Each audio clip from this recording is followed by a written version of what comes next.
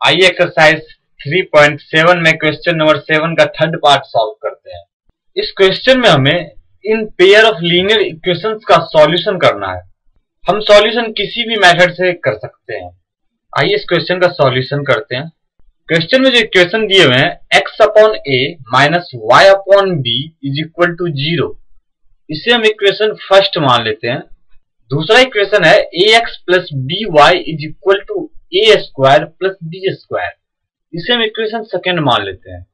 From equation first x upon a minus y upon b is equal to 0, हमें in equation में से a और b जो fraction के फॉर्म में है इनको चेंज करना है। तो हम इनका एलसीएम ले लेते हैं a और b का।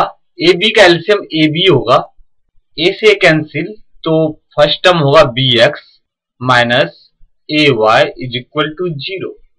इस ab को अनदर साइड भेजने पे bx minus ay is equal to 0 into ab, so bx minus ay is equal to 0, इसे हम इक्वेशन थर्ड मान लेते हैं। अब हमारे पास दो लीनियर इक्वेशंस हैं और हमें इनका सॉल्यूशन करना है। हम किसी भी अलजेब्रिक मेथड से इनका सॉल्यूशन कर सकते हैं, लेकिन यहाँ एलिमिनेशन मेथड ज्यादा आसान होगा। हम सबसे पहले या तो x के कोएफिशिएंट को इक्वल करेंगे या फिर y के कोएफिशिएंट को इक्वल करेंगे। दोनों इक्वेशन में, सेकेंड और थर्ड इक्वेशन में x या फिर y के कोएफिशिएंट इक्वल होने चाहिए। अगर हम इक्वेशन सेकेंड में b मल्टीप्लाई करें और इक्वेशन थर्ड में a मल्टीप्लाई करेंगे तो x के कोएफिशिएंट इक्वल हो जाएंगे। आइए पहले मल्टीप्लाई करके देखें। Equation second is multiply by b। Equation second है ax plus by is equal to a square plus b square. इस इक्वेशन को हम b से मल्टीप्लाई करेंगे तो हमारा इक्वेशन होगा abx plus b square y is equal to a square b plus b cube. इससे हम इक्वेशन फोर्थ मान लेते हैं। Equation third is multiply by a। Equation third है bx minus ay is equal to 0। इस equation को a से multiply करने पे इक्वेशन हो जाएगा abx minus a square y is equal to 0। इससे हम इक्वेशन फिफ्थ मान लेते हैं। अब हम देख सकते हैं कि इक्वेशन 4 में x का कोएफिशिएंट ab है और इक्वेशन फिफ्थ में भी x का कोएफिशिएंट ab है। दोनों इक्वेशन में x के कोएफिशिएंट सेम हो चुके हैं। अब हम x को एलिमिनेट करके y की वैल्यू कैलकुलेट कर सकते हैं। अगर हम इक्वेशन 4 में से इक्वेशन 5 माइनस करें तो x एलिमिनेट हो जाएगा।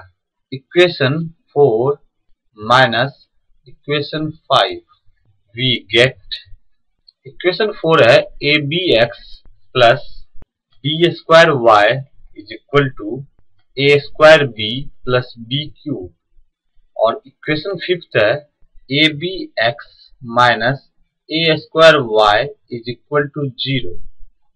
हमें इक्वेशन 4 में से इक्वेशन फिफ्थ को माइनस करना है।